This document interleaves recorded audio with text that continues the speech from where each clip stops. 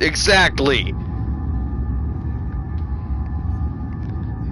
I will train a bird to pick it up once it reaches the other side. Fuck.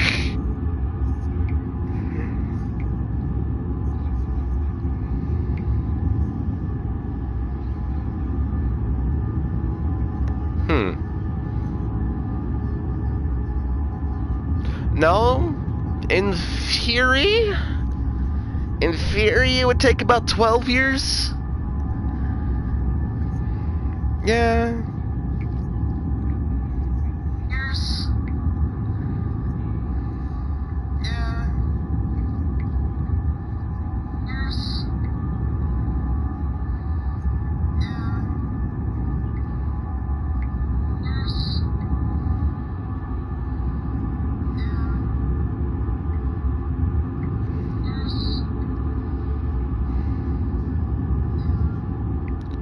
Oh, you're watching me.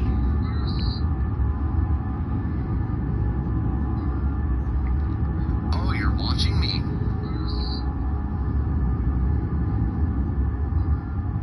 You're watching me. You're watching me.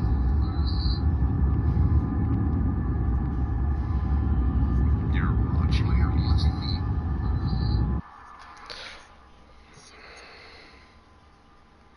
Only microphone audio is being broadcast. I am changing that. I can't. Advance.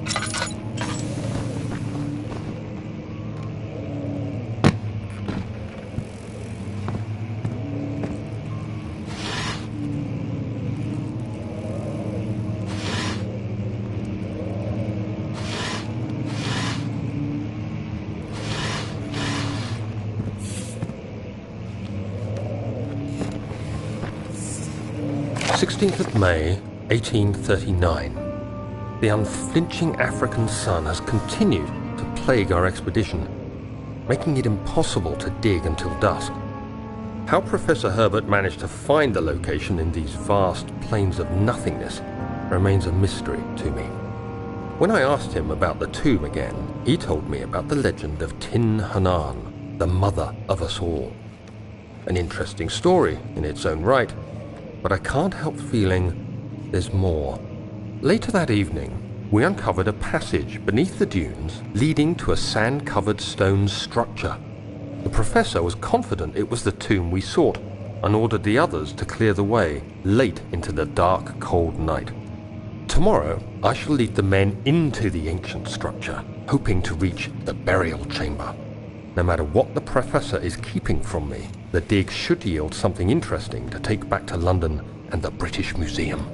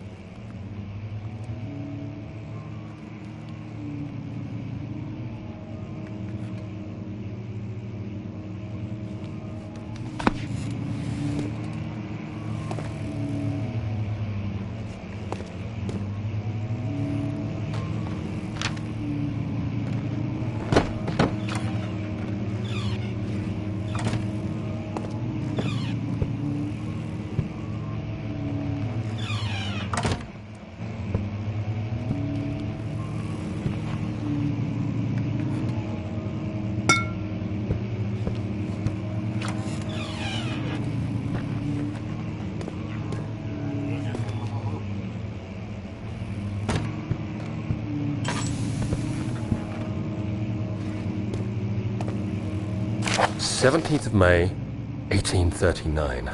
My hands tremble as I write. I feel a need to document my tribulation, for I fear that my memory will fail me if I linger. Today, I took some men and ventured into the dark, ancient passage we uncovered. Our torches burned faintly in the murky air as we slowly made our way underground.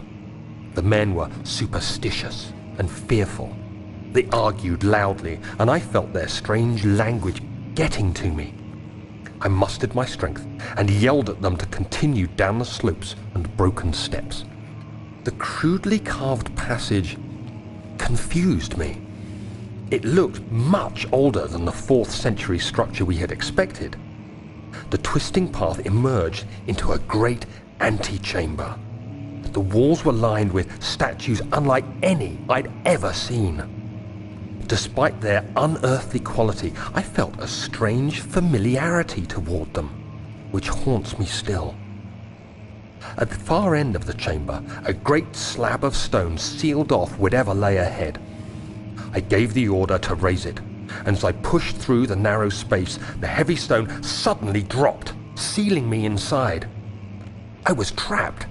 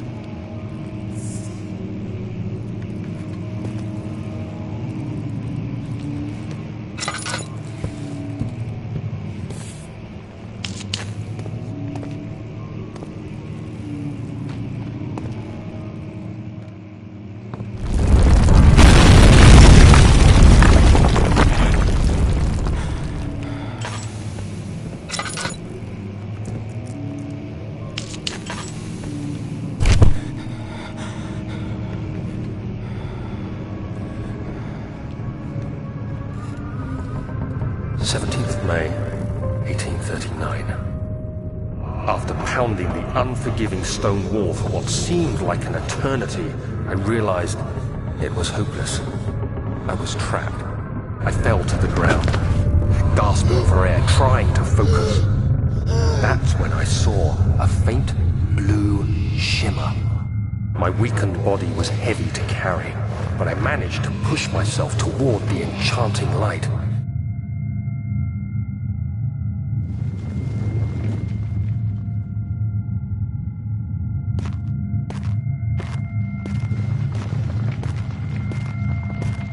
It was waiting for me. Enclosed in dark nothingness, I felt myself drawn to the mystic light. I reached out, closing it in my hands. The faint glow escaped my fingers and began to spark brightly and spirit me away, unlocking alien memories of spiraling towers, endless deserts, and impossible geometry. The next thing I can remember is the grating sound of stone being lifted, the voices of the Arabs pulling me to safety, and grasped firmly in my hands was the broken pieces of a most peculiar relic.